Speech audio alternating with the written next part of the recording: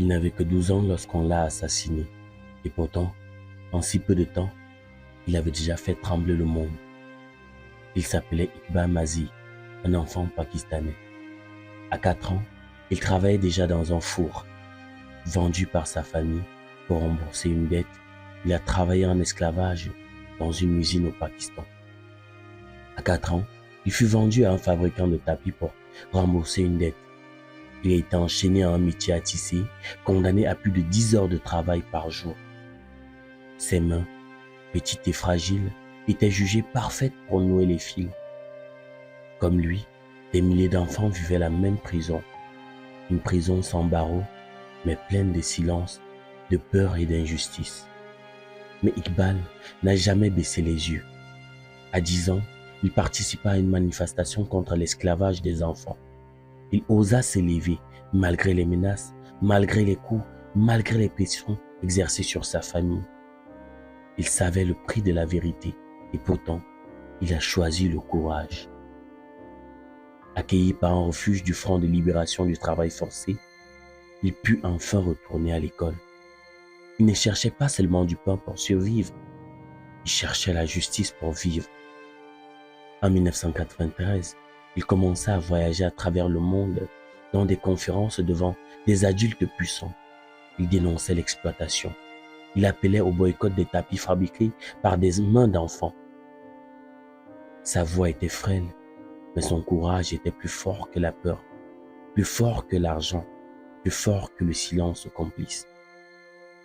Grâce à lui, des centaines d'ateliers furent fermés et des milliers d'enfants retrouvèrent leurs mains et leur avenir.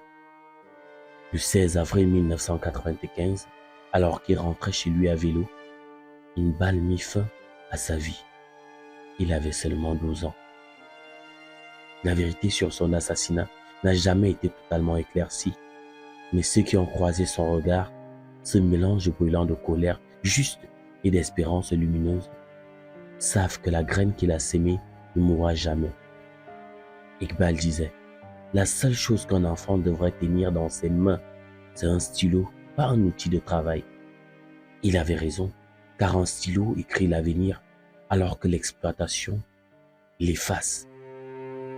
Se souvenir d'Iqbal aujourd'hui n'est pas seulement un devoir, c'est un engagement envers tous ces enfants qui, encore aujourd'hui, attendent qu'on brise leur chaîne invisible. Évasion et militantisme, il s'est échappé et, avec le Bonded Labor Liberation Front, il a témoigné de son expérience, devenant une voix internationale contre le travail forcé des enfants.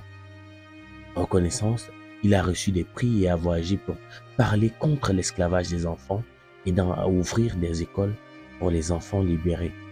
Son histoire, que je raconte aujourd'hui, a inspiré des livres comme Iqbal Francesco d'Adamo et des films.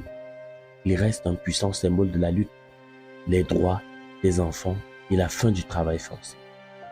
Il a montré que même un enfant peut avoir un impact immense pour le changement. Voici les conseils et les engagements qu'il a laissés pour aujourd'hui. Refusons l'indifférence.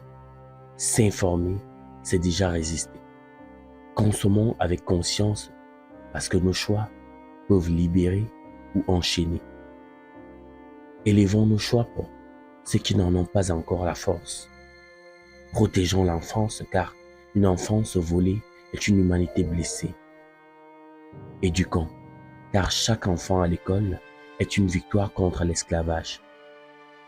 Iqbal n'a vécu que 12 ans, mais il a laissé une leçon éternelle. Même les plus petits, les êtres, peuvent porter une vérité capable de changer le monde. Voilà un conseil 100% positif. J'espère que tu as apprécié cette petite vidéo. Si c'est le cas, n'hésite pas, abonne-toi pour retrouver d'autres vidéos